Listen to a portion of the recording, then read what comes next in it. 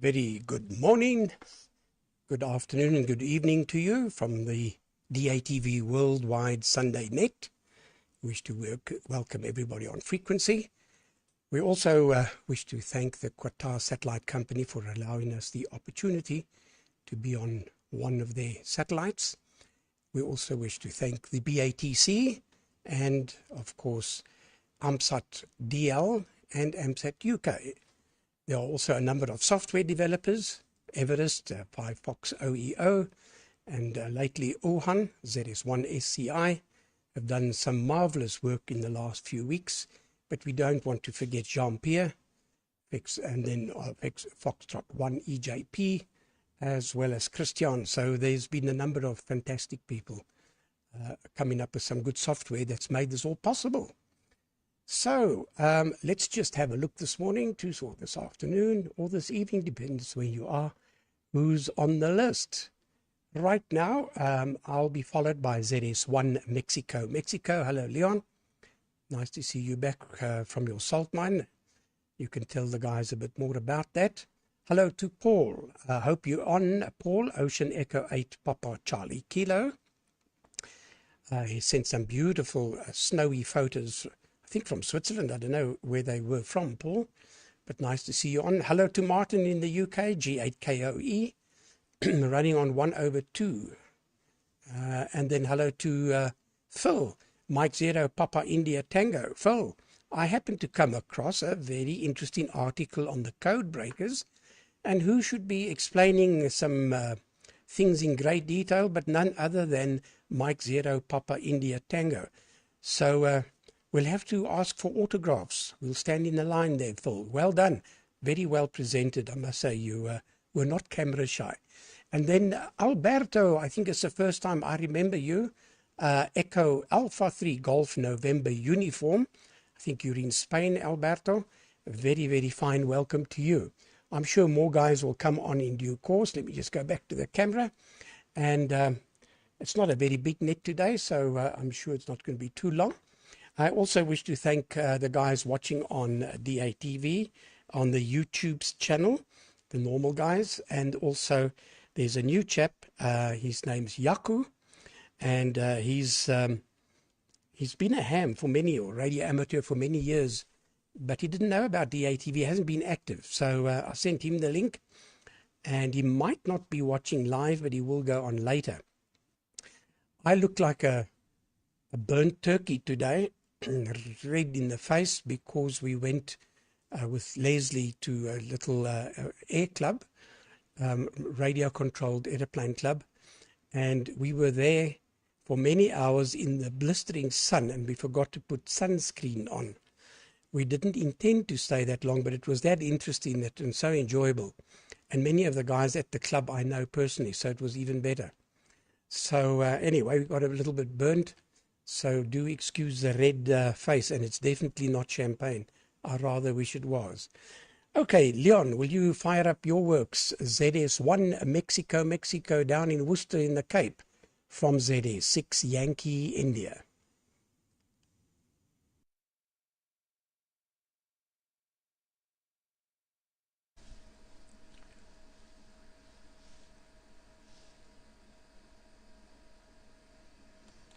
Okay, ZS6YI and the group from ZS1 Mike saying good morning, good afternoon and good evening. Yes, so by the way, Gary, yesterday was 41 degrees centigrade here in Worcester. 41. Today is a little bit cooler. I haven't measured it, but they predicted 32. Feels a bit more to me, but anyway. And just after the net, I'll be getting into my car, put on the aircon, and drive back to Bredasdorp so that I can be at the salt mine again tomorrow. Yes, where's Martin? FKK now. We're in the same boat now, although he's finished up again working. I'll be there at work now for about 2 months. They need me there. And I'm thoroughly enjoying it because I'm doing other things. It's for a big international test where there is no telemetry, which is my trade is telemetry. But yes, I know many of the other systems, so I'm working on other systems and things. And yeah, it's fun. It's always nice to be back at the range. So I'm really enjoying it. And oh, not this mouse. This mouse. Come on. Look who popped in here. Week before last. Gary came to visit me. Gary and Leslie there standing next to the car. In front of my workshop. Yes, that was really nice. It was really nice. Pity we didn't have more time. Find lots more things that I wanted to discuss with you, Gary, but yeah, anyway. Okay, otherwise not much news. Just getting things ready that I want to take with to work, things that I think I'll need there. And yeah, if I do disappear, then you know it's load shedding, because I don't want to put on the UPS now, as there won't be enough time for it to recharge. Because when I go out, I switch off all the plugs and things, only leave the fridges and so on powered. I don't want batteries on charge when I'm not here. So for the next week, all my chargers and things are switched off. Okay, right, Paul, over to you. Show us more of your beautiful Austria. That's the only place where I'd like to go in Europe. I've been to Holland, I've been to Italy, but the place that I really want to visit is Austria, and I want to listen to a live Oompa band. That's what I wish I could do one day, is go to the rural parts of Austria. It's just too beautiful. So okay, Paul, over to you. Oscar Echo 8, Papa Charlie Kilo for the group from ZS1 Mike.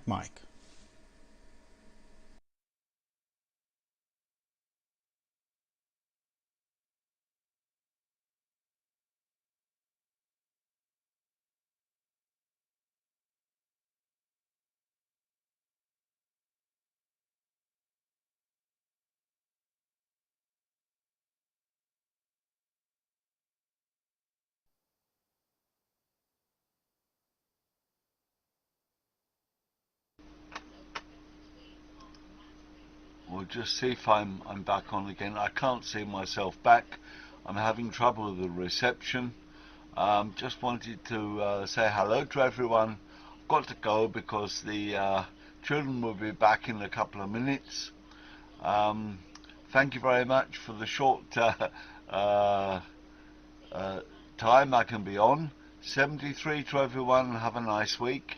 And OE8 PCK is now off and clear, and gives the microphone to Martin. Golf 8 Kilo Oscar.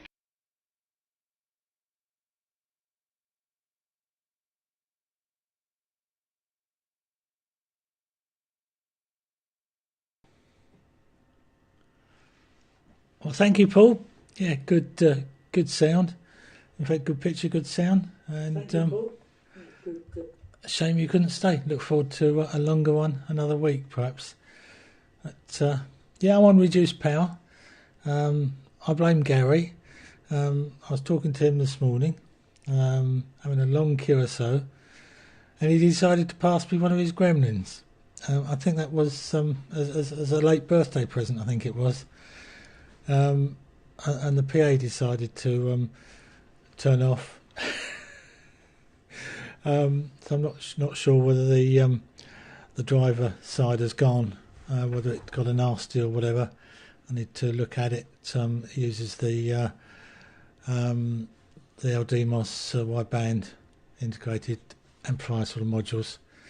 I've got one PA that's died that way, but that's why we're reduced down to half at the moment, and we're not quite as much as we did.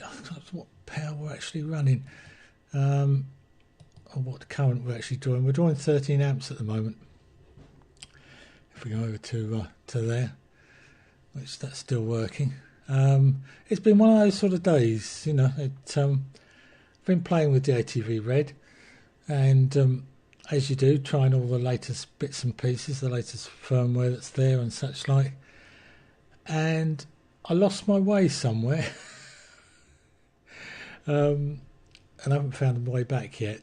It's basically working, but I have the Longmin receiver that sits there, and normally I can click on here and it'll open up a window and it'll decode it, but it's not. But it is finding me. It says, will it find me? Probably doesn't like the weak signal, but that side of it was working. Come on, find me. No, it doesn't want to find me. Doesn't like the... let's try it on somebody else, just to prove that it was working. Well, okay, nothing's going to work now. It was working earlier. We'll try it back on the satellite. No. Wait a minute. No, that's going to work. So I've broken it. I've broken it all. Need to find my way. Apart from that, not done a great deal, but I've got a great deal to do. Deciding on what I do with the PA. I need to look at it and find settings and change the FF play to 200. Okay, go to the FF settings and change the FF play top to 200 and FF play left to 200, and it will work. Okay, I'll do that in a...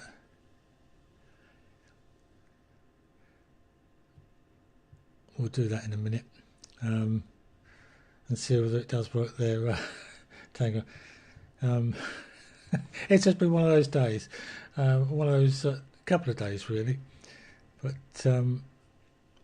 yeah, I'll pass it on to Phil, who's probably got something more sensible to say, and then I can have a play and see if I can get it to work. Press the transmission and profile.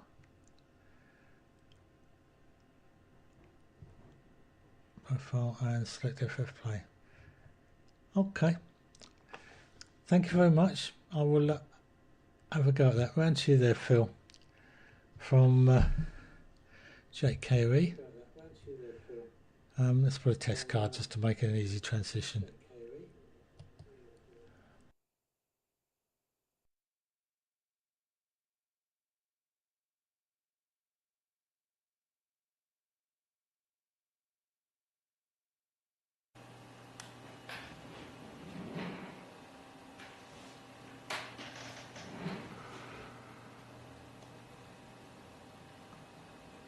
Right, there we go.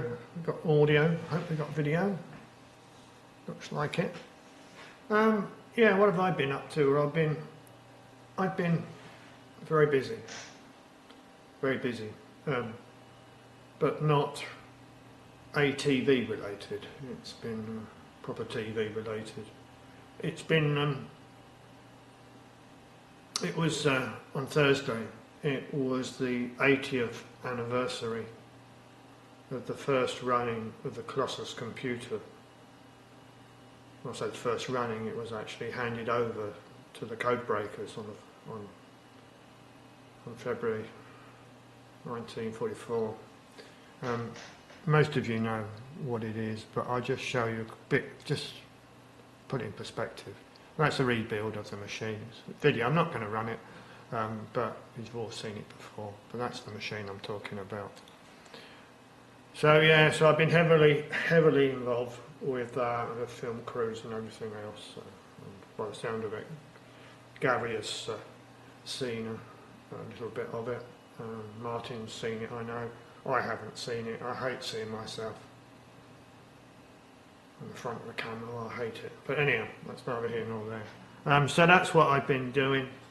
And the other thing is highly exciting. Here it is here, USB stick. I've been working on a presentation for the same event, which is happening this Saturday. at Bletchley Park. It should be quite interesting. There's three of us talking basically. There's David, who's from GCHQ. GCHQ is sort of like our secret service, if you want to put it in a nutshell.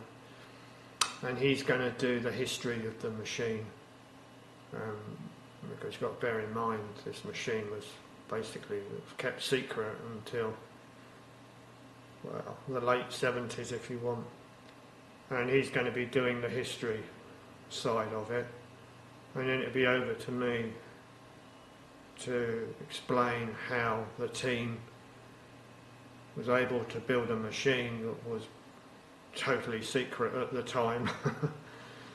So I should be doing that. And then Martin Gillow, brilliant, absolutely brilliant software engineer, and his hobby is virtualizing code breaking machines, and he's done quite a few of them, and they are absolutely phenomenal, and they actually work, and they work in the way that they were originally designed. It's not sort of some hidden mathematical formula, just wham wham wham and it works and you get the right results. It's actually the code is written so that it's actually doing exactly the same jobs that it was doing during the war. A very clever guy. And apart from that, I have not been doing anything, purely because it's taken up all my time, and I think I've only been on the air maybe or once or maybe twice, and I wasn't on for very long, purely because I've been so involved with that. So it may end up being a very short net today, and I really don't have much else to sort of interest you, really. So I think what I'm going to do is I'm going to hand over to Roberto. I mean, if anybody wants to ask me questions, I mean, I'll come back for a second, but as I say, all I've been doing is working on Colossus related stuff. So what I'm going to do is to put up a test guard, and then if Alberta could take it from me, fingers crossed that he's got something more interesting to talk about other than what I've been doing. And yeah, so I should put up test.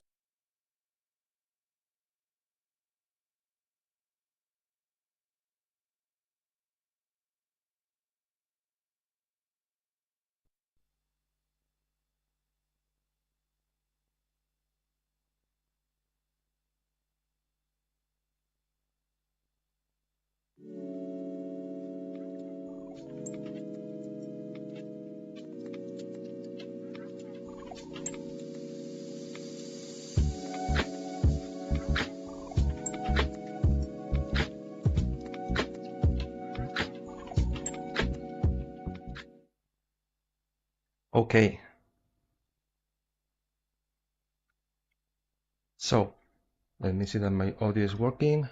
1, 2, 3. Okay. So hi to all the beautiful people here in the satellite. I didn't prepare a lot of stuff, so I guess I will just relax and introduce myself and just go through a couple of ideas to introduce myself to all of you, which I think it's a good idea because we are a rather small community, so I think that it's a good idea to just introduce myself and let you know how I do things or what am I doing here in my place and all that stuff. So my name is Alberto.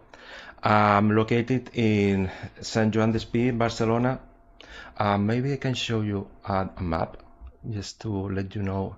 Well, so like this, for instance. Let's see. Okay, so I'm located in Barcelona or very near Barcelona. I'm 39. I'm a ham since a very young age, starting with CV and then going through VHF and all that stuff. And since 1 year, more or less, I'm active on HF for the first time. So here located. So this is Europe. This is Spain. This is Barcelona, and in the surroundings of Barcelona, there are a lot of small cities, very crowded cities, very close to Barcelona in the metropolitan area. So here this San Joan despí, and we are located here. So very close to Barcelona, maybe 10 kilometers from the center. So I want to show you or want to tell you about my HF rig and my satellite rig. So maybe I can show you my antennas, for instance. So I have a hex beam which is installed like this on the roof of my place. We are on a 7-store. Bear with me with my English. I'm not a native speaker, so you all talk so English so good. I don't, but I guess I can. There will be no problem. So this is my hex beam on the roof of our building. It's a 7-story building. We are in the first floor, so that is a problem for all things related to ham radio, because there is a long distance to the floor. But in HF we have no problem. We just run a cable. For the ATV, what I do is I put a remote box, a couple of boxes. So in this first box here, I have all the things related to the. I have a Raspberry Pi, and I have all the things related to the rotor, to the rotor of the hex beam. So I control the rotor through here, so I don't have to run a cable to control the rotor. And then I take advantage of this Raspberry Pi that I have here to control all the things also related to the ATV. So to turn things on and off remotely. Okay, so in this box here, what I have is it looks like a mess, but it works for me. I think I have to clean it up a little bit, but it's working all right. What I have here is the power supply, and then the amplifier, 100 watts amplifier, and then the Pluto is over here. The Pluto is maybe here. We can see the Pluto. Pluto is here.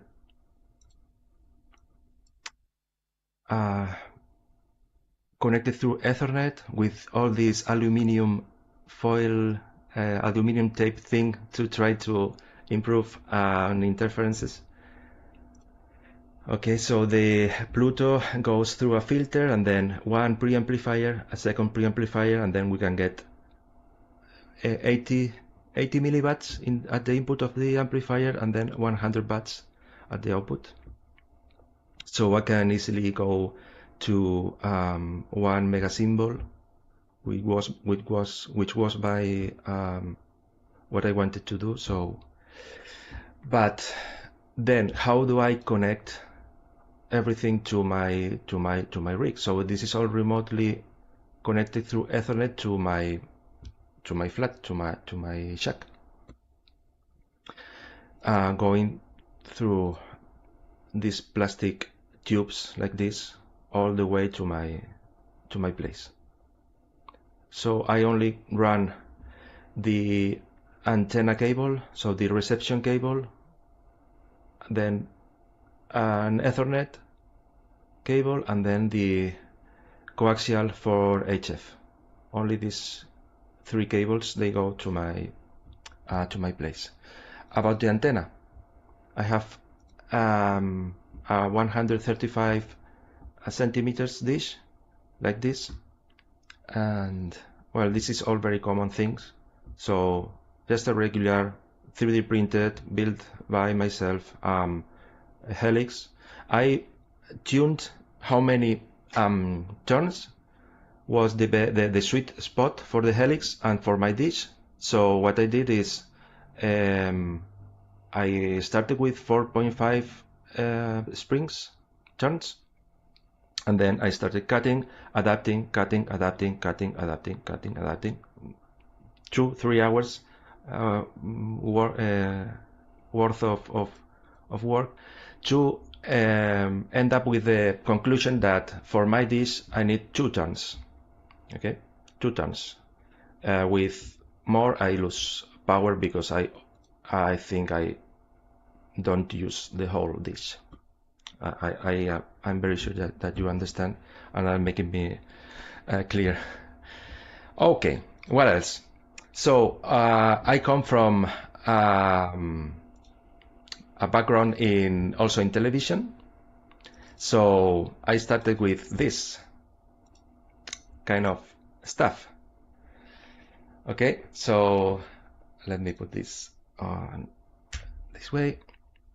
Okay, so I started working when I was studying electrical engineering with the digital satellite news gathering units. So it was very, very fun, and I learned a lot. And we started with the analog world. So we did a fight with noise. We did fight with having to equalize the signals because we had the losses on the long runs. We had to use this. I'm pretty sure that you are familiar with this sort of equipment. So this was one of our units. So what do we have in here? This is very interesting because it's it's completely related with the DATV on QO-100. So we have modulators. So this is a modulator, this is an encoder, a second encoder, a second modulator, then the up converters, the combiners, the amplifiers. So when I learned about DATV on the Oscar 100, I said, oh man, this is so sweet. So I was starting to work so many years ago with modulators, with encoders, and with up converters, with amplifiers. And it's absolutely the same. It's completely the same that we do here. So the Pluto is my modulator. It is amazing that someone has come has been able to do a modulator with a thing that it costs 100 or 200 euros. The encoder is FFmpeg, right? So we know that we have encoders and modulators and amplifiers. So this is a traveling wave tube amplifier that went in phase. So you can connect these 2 in phase to the antenna, or just use one and the other one as a backup. We also had the receptors, decoders, IRDs. We also have it here with the mini tuner. We don't have a converters because we use the output of the Pluto, but it's the same thing. So one thing that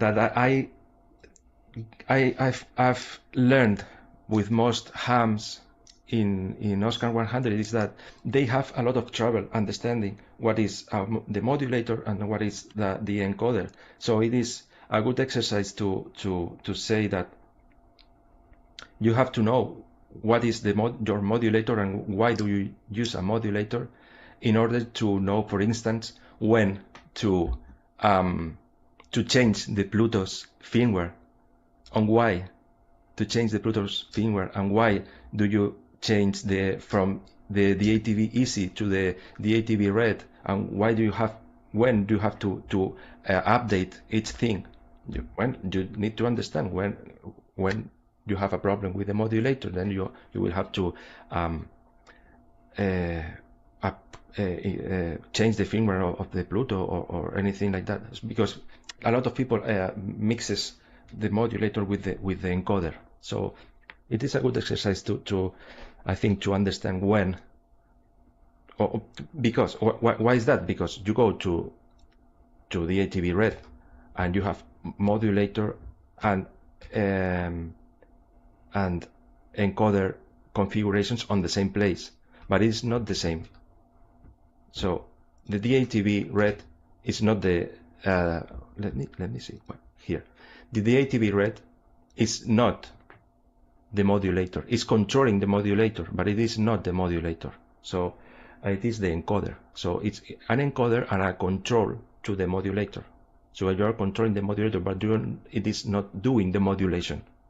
Okay, so I think it's important to point this out.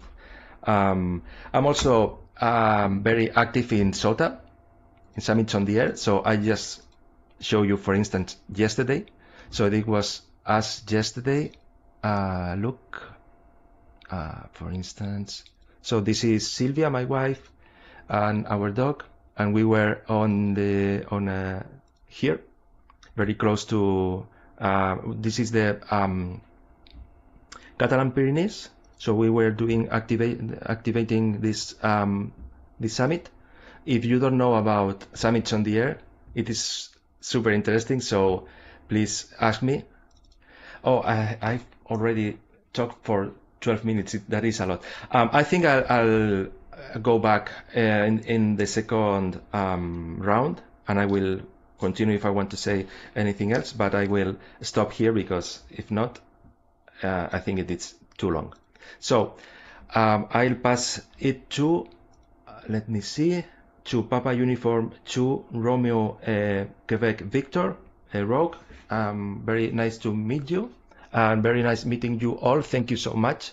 And I will put my test card and give the floor to Rogue. Thank you.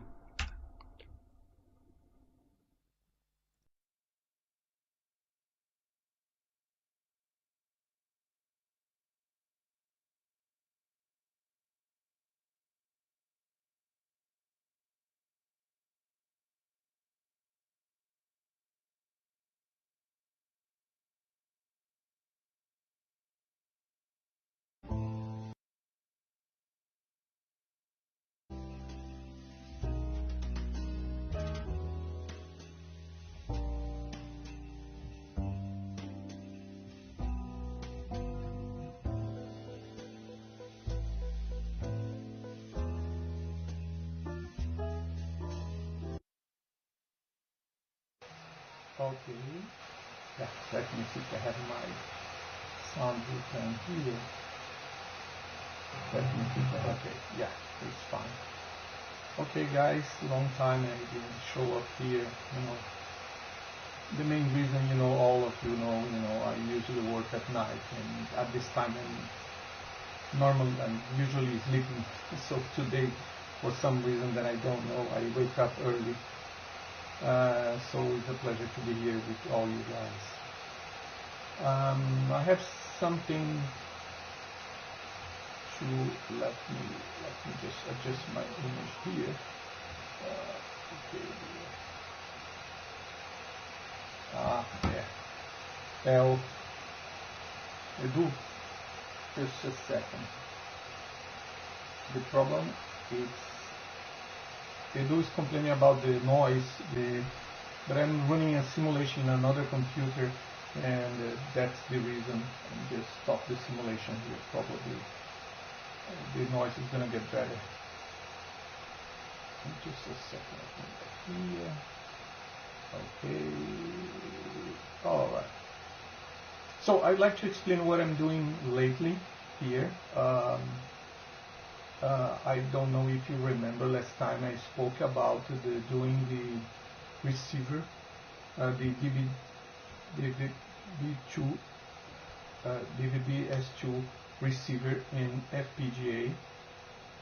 Let me see if yeah, here is the board. You can see the board, and I made some progress with this. Let me put. Sorry. I was not so prepared like this. Okay. Oops. Okay, let me put it. So I've been working this for about 3 to 4 months now. Let me show the window. Okay, here we are. This is the screen from MATLAB. So my progress is I was able to do all the simulation in this board, and you can see here on your left here. I did all the simulation on the computer, and I'm almost there. When I I compile all the code and send it to this board, I still have a lot of problems on interfacing here. You know, the devil is on details. For the guys who doesn't know yet my project, my idea was doing the transmitter, modulator, and the receiver of the VBS2 on a single chip, on a single computer with FPGA on it. A lot of guys have asked me, Hockey, this is too expensive to start right now, but this is only a development board, but I figured out a solution that will cost maybe $184. Then you can have almost the same solution, and this board will be attached to the Pluto today or the future Pluto. So the whole solution, you can maybe receive 1 or 2 DVB-S2 channels and transmit by 1 or 2, whatever you like, will be in another FPGA that will cost about $194, around that, almost $200.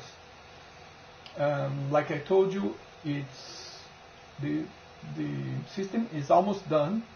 It's missing some details on the interfacing, then it's not working right now. And after that, I will use exactly the same. Let me turn off and turn on again my video. Oops.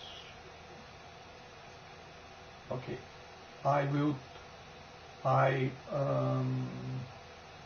after that, I will implement interface exactly like F5OEO did.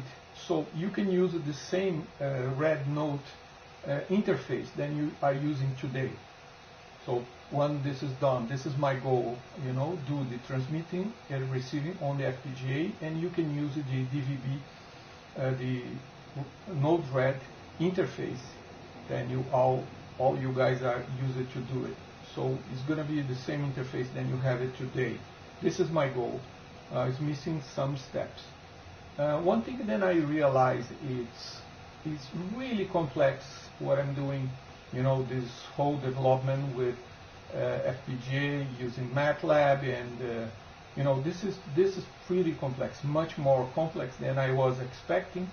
But like I told you, I almost there. Maybe in 3 to 4 months more, I will have the whole solution ready to show to you guys. I have some boards, and Gary asked one. That's not a problem. I'm probably gonna send to him one of those boards to test it. If everything went fine, so I will finish the development with another FPGA, smaller and cheaper.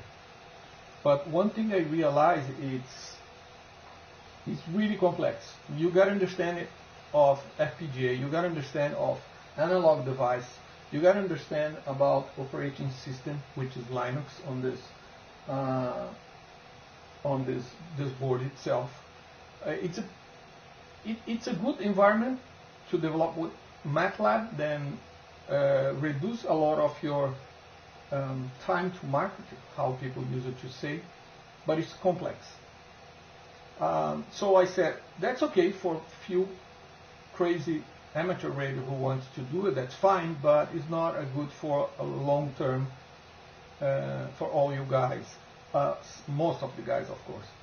So I found another solution which is much more simple to develop, SDR, high performance SDR.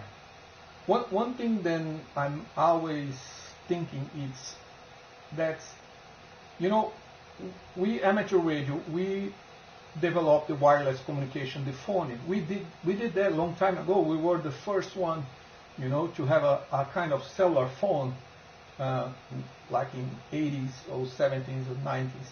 And then comes the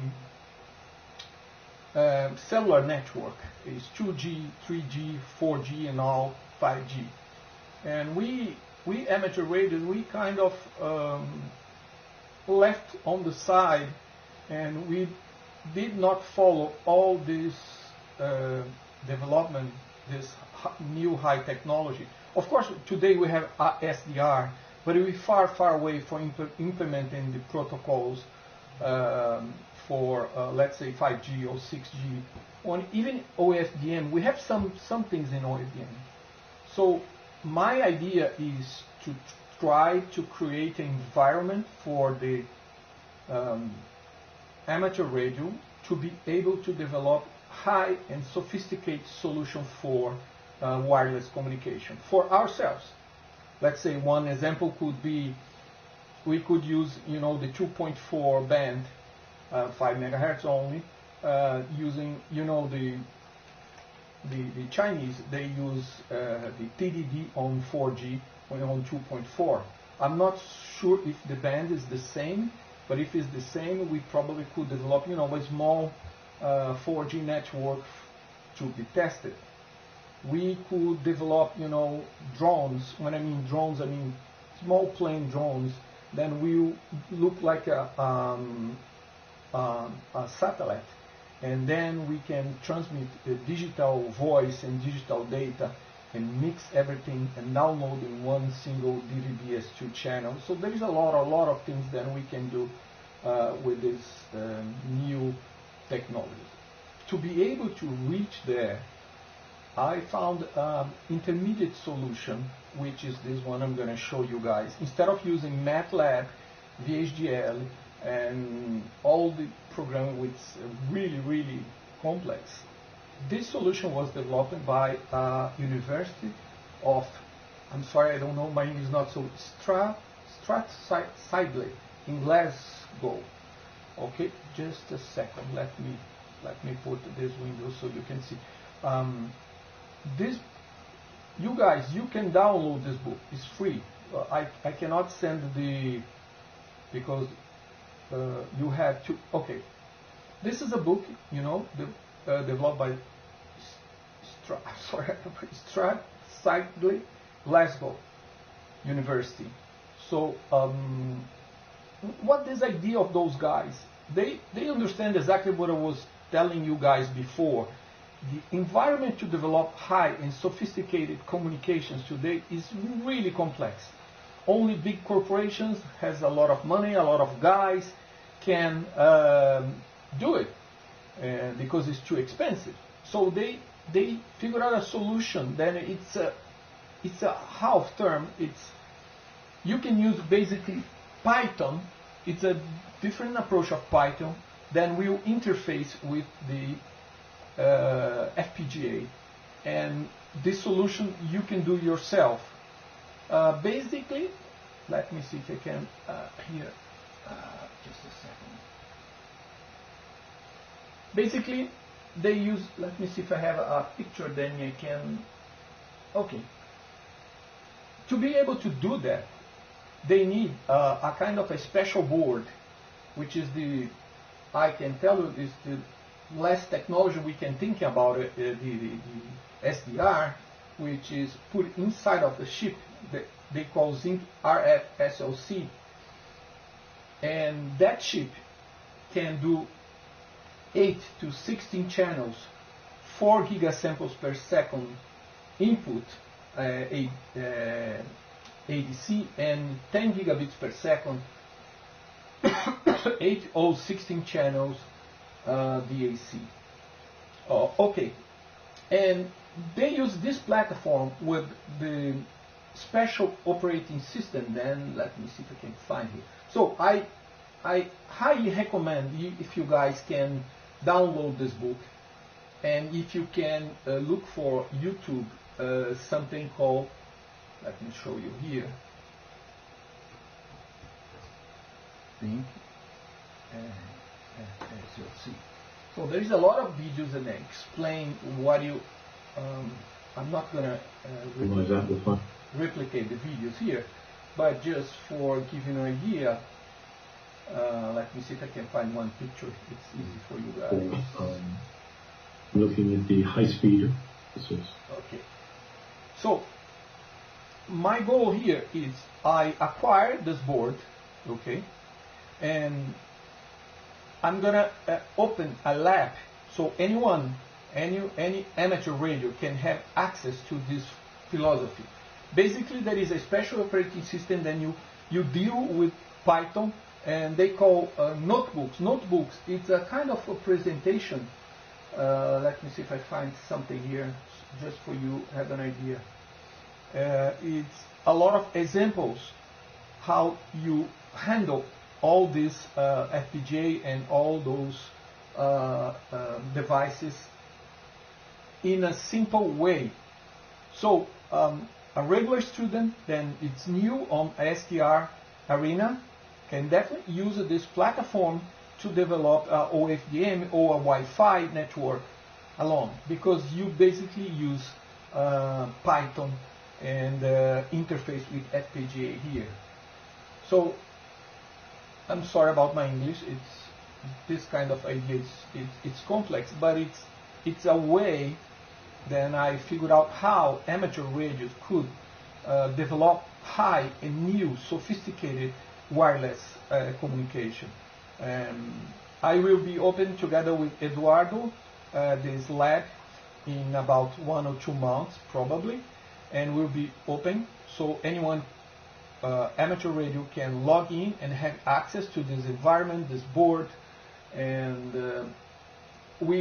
we also have up and down converters. Let's say if you want to develop a kind of a QO-100 repeater, but not analog, I mean digital. You can upload several digital voice channels and several DATV channels, and then download in one single DVB-S2 channel. Let me show this. Sorry. Okay. Yeah. So we also have the block up and down converters. So anyone can create solution then goes to 2 gigahertz to 14 gigahertz. So you can, let's say, develop a solution, then you do up 2.4 gigahertz and down 5.8 gigahertz. So this lab will be ready in maybe 2 or 3 months, and anyone can use it. Anyone can see the notebooks.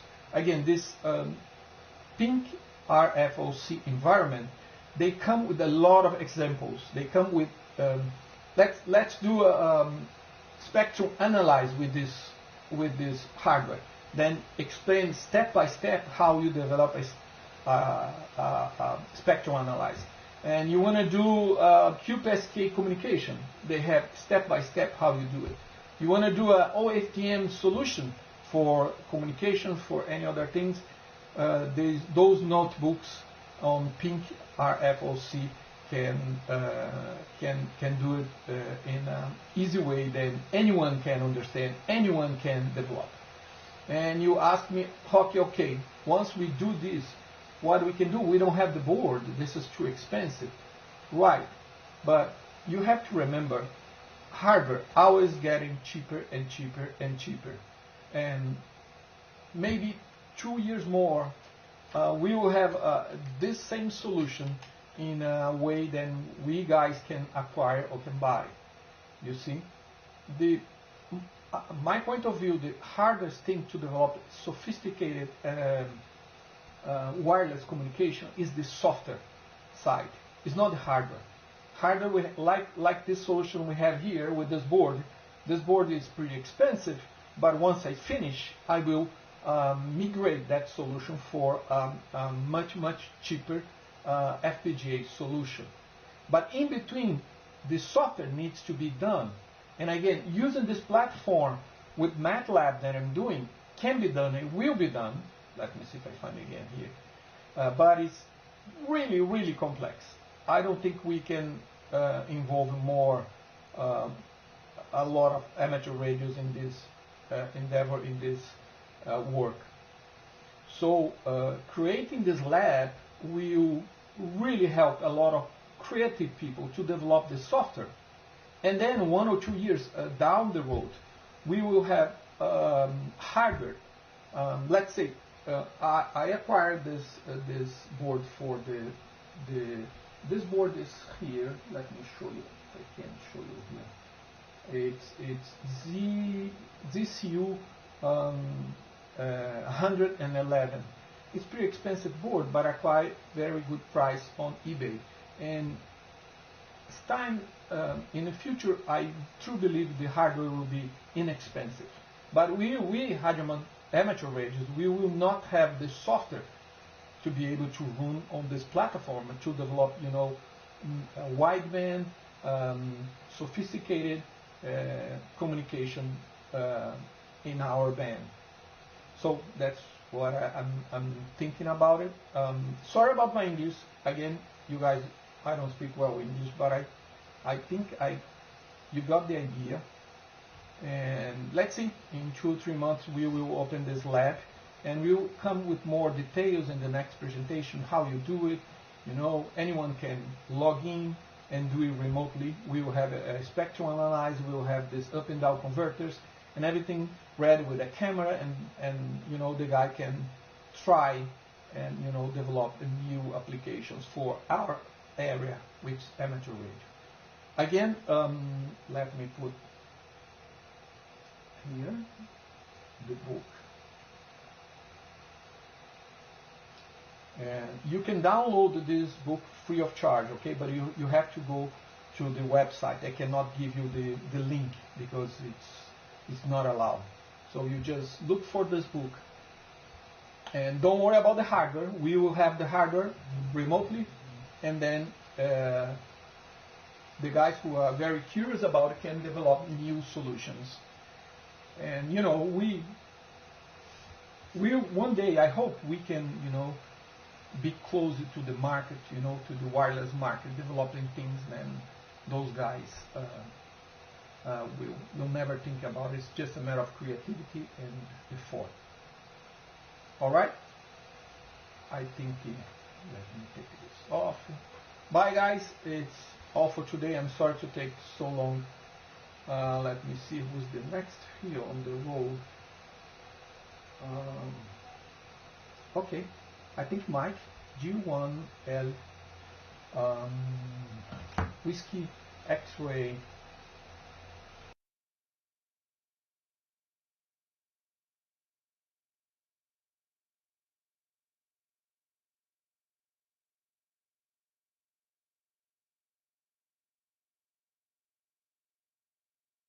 Keith, I wouldn't mind taking it because Mike said he had to run.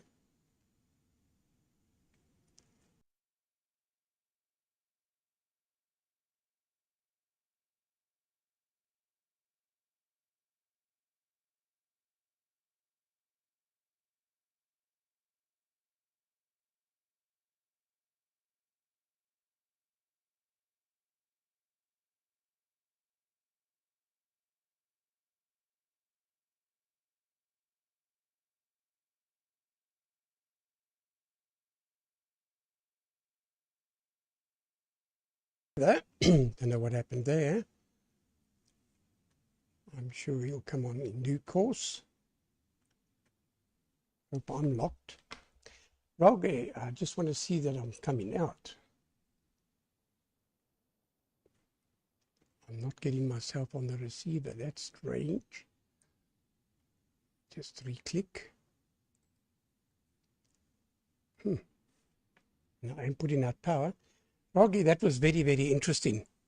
I don't see where Keith is, but I'm sure Keith will be up in short note. Give him a time to get ready. That's GU6EFB. Mike G1LWX said he had to run. I know normally he has to fetch his wife, so he doesn't have much time available. But man, this has been very, very interesting. Firstly, Alberto, great to have you on frequency here, and a very, very fascinating piece you gave there, and very interesting, of course, and your English is excellent, very, very good. Congratulations. And welcome aboard, and we want to see more often that you come and visit us, because I'm sure we can all learn a lot from you. Phil, that was a great presentation you gave on, I don't know if it was BBC or whoever. I just came across it and I said, hey, I know that guy. And I must say, you explained it very, very well. It was well done. Whoever produced that knew what they were doing. So, and you didn't even fluff a sentence, so that's excellent. And we enjoyed that indeed. Roger, PU2, Radio Quebec Victor, excellent signal as usual. And fascinating. You know, you've done a heck of a lot of work in the few months since I remember you were starting this program. And you've certainly progressed very, very well. And you're on absolutely the right direction. It is complicated. My son, who unfortunately passed away, was doing very similar work with FPGAs. And I was just thinking when you were explaining what you were doing there, how he would have loved to have been part of it. He had a doctorate degree in nuclear mechanical engineering, and he did a lot of work on Xilinx, for example. And I've got some of his kits that he had. They were development boards. He had one of each different type, and he also did it on other than Windows. You know, he was running different software programs and stuff. But that would have been fantastic for him. I just thought, what a pity he's not here with us. And then I've written down your YouTube link there, and it'll be interesting to get that book from Strathclyde. That's how you pronounce it, Strathclyde. That's a Scottish university. Very good indeed. Right, I think Leon might be back, or he might still be around for another over. I just want to say hi to Tajir. He's on frequency watching on YouTube. We've got 36 guys that have been on. Hello to, of course, Peter, DK3ZF. He's always on. And hello to Henry, ZS6 Mike Charlie stroke Charlie Tango Alpha Radio Delta. Hi, Henry. You must come on the air. Hello to Tom. Of course, he's watching direct. And it was great to see Alberto there. Who else? And of course, Tajir, and let me see who else said. And Brian, G6HFS. Brian, I hope you get well. You said you weren't too good. I certainly hope you get back on all cylinders very quickly. This winter is terrible, isn't it? But nice to have you on. I know you often watch on YouTube. Okay, with that, let's just see if Leon's back. And Yaku, hello Yaku. He came up and said he's watching. Nice to have you on. So let's see, Leon, are you back or are you still here? ZS1 Mexico from ZS6YI.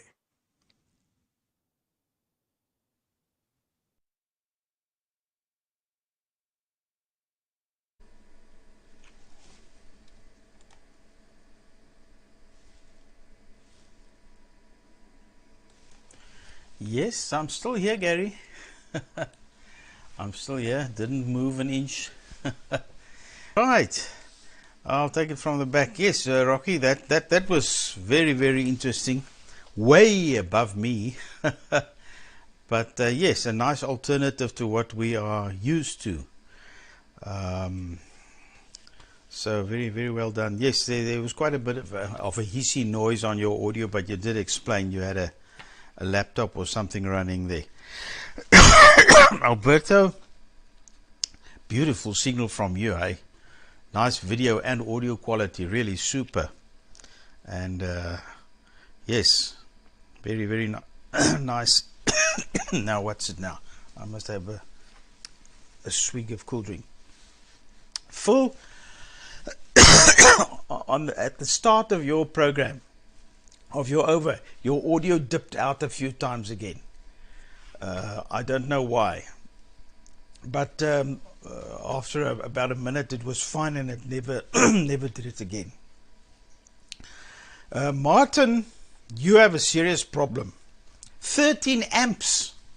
Good heavens, it should be 3 or 4 amps, unless you're not using the dish but just the feed.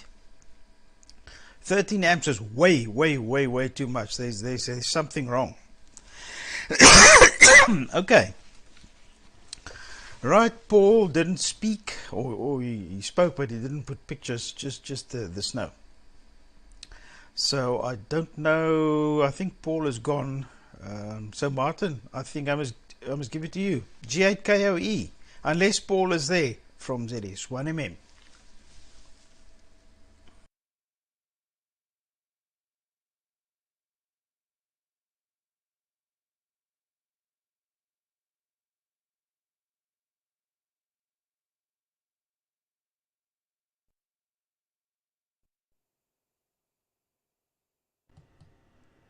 Right, I think it's back. Yep, I think I've got it. Yep, we're there. I've only got a 1.1 metre dish, not these 2.5 metre dishes that some people use. And those PAs are not very efficient, to put it mildly. But yeah, that one's the least of the efficient ones I've got. Normally I'm running about 12 amps. Yeah, it'd be nice to get rid of some of the feeder run, which I might do. It's a combination of doing all sorts of things. But anyway, let's tackle one bit at a time. Yeah, I'd like to halve the current. Yes, it would save a lot of things. I've got a 20 watt PA, which I've used in the past, which is a commercially built one, and that is nicely only runs takes a few amps, not the high current that I'm taking at the moment. So it'd be nice to use that one. Anyway, right, let's see. We've made some progress. So if I click on here now, it opens up the window, which is great. So we've got that far. So thank you for changing those settings to 200. Now have a static window, but hopefully we'll progress on from there. So something else that I've got set wrong. Alberto, I thoroughly enjoyed that. Absolutely superb. Your English is immaculate, probably better than my English. Oh, I'm jittering about. I can see I'm jittering about. I think there's some funny things going on the... I know it probably is. I expect the wind's building up and flicking my dish. Because I was looking at the receive signal that I've got. As you can see, it's bouncing up and down. I hadn't really thought about that. But it's... yeah. Yeah, good afternoon, Ohan. I've broken it. It's no good, I've broken it. Oops. Here, my receiver's just dropped out. I'm breaking everything. So, we'll get it fixed. Right, yeah, and getting back to Alberto. The OB truck, it sort of, I saw the encoders that you had there. It they I remember when we first set up a repeater down in the UK. I was involved in. We used one of those encoders. Probably wasn't the late model, but it was an early one, which gave us an output on 10 gigs at the time. I didn't set the beastie up, I will admit. We had someone that set it up for us that was into that sort of thing. That was going back a lot of years. Yeah, the problem I've got, Ohan, is if I click on something, we open up a window, which that's as far as I go. It doesn't decode anything. My MIDI tune is stuck on the USB. So things sort of were working. I did have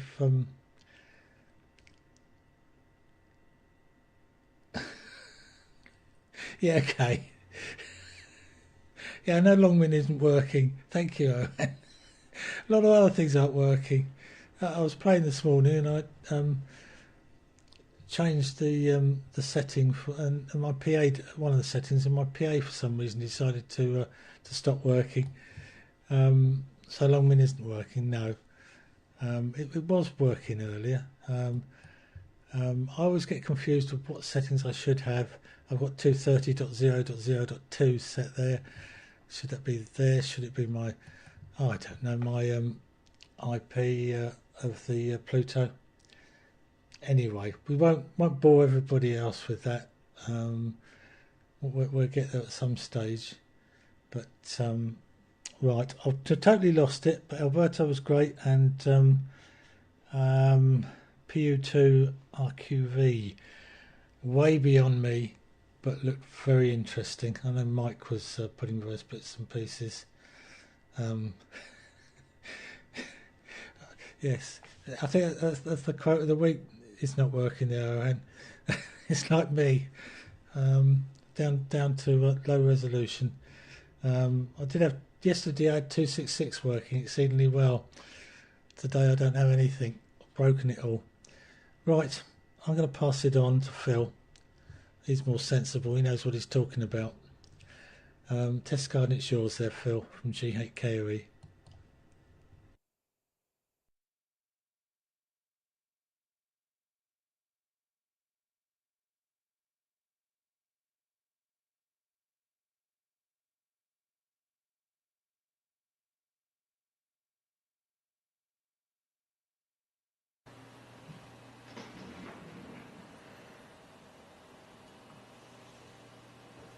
Yeah, I don't know about being more sensible, Martin.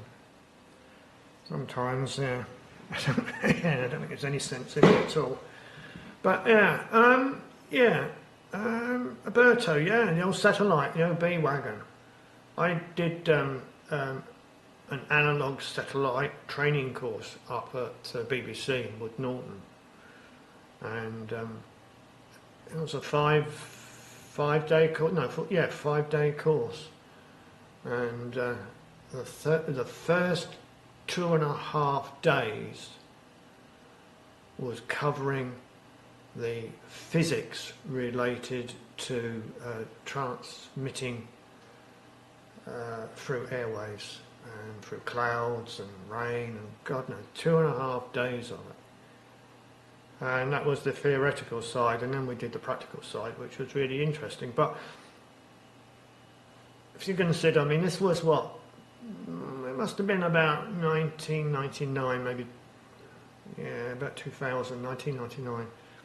And it was sort of like analogue was, if you want, on its way out. But we had, up at the training school, we had, I think it was about a 2.5 metre portable dish, and it was extremely well made. It must have cost quite a lot of money, but it was portable in as much as the dish was in petals, and they were really, really strong. They weren't flimsy, they were very, very strong. They're very well made, so they didn't get buckled or anything else.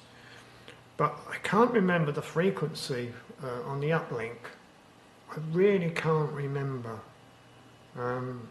Yeah, I really can't, but I'm sure it was somewhere around about 2 gigs, somewhere. But the thing was, we're going in about 2.5 metre dish, and into that dish, because we worked this out theoretically, so that we hit the transponder on the satellite at maximum permitted power. And into that 2.5 metre dish from the PA, which was a waveguide, and that was only what, I don't know, maybe, I don't know, 1.5 metres long, we were pushing out 300 watts, but it was about 380. That brings back memories. Good days they were, good days. Yeah, as I said earlier, I don't really have anything really exciting to sort of show you or talk about, purely because I've been so busy. As I've said, I've got this presentation to do next Saturday. I've had a look on the Bletchley Park website, and it doesn't look like it's being streamed. So I can't give you a link guys, so you can see it, because it is a paying event. It's not a free event. But I can't see anything to do with streaming. I'm not even sure if they are going to film it. I don't know.